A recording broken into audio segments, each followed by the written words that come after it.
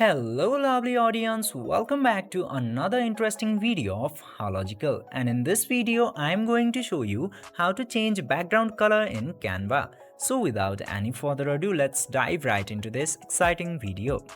Now in order to do that, just simply open your Canva application, and after opening the Canva application you can see a lot of options into here. You just simply have to create a project or open an existing project into your Canva. And now after creating a project in your Canva, you can see this type of interface into Canva.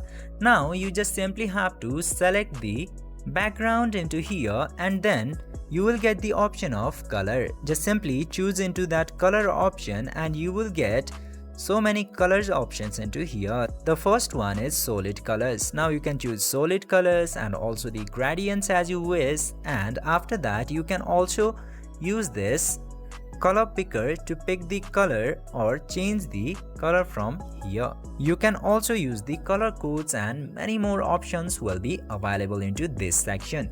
This way you can easily change the background color in your Canva. I hope this video was helpful for you. If yes, don't forget to like, share and subscribe to the channel to never miss another update.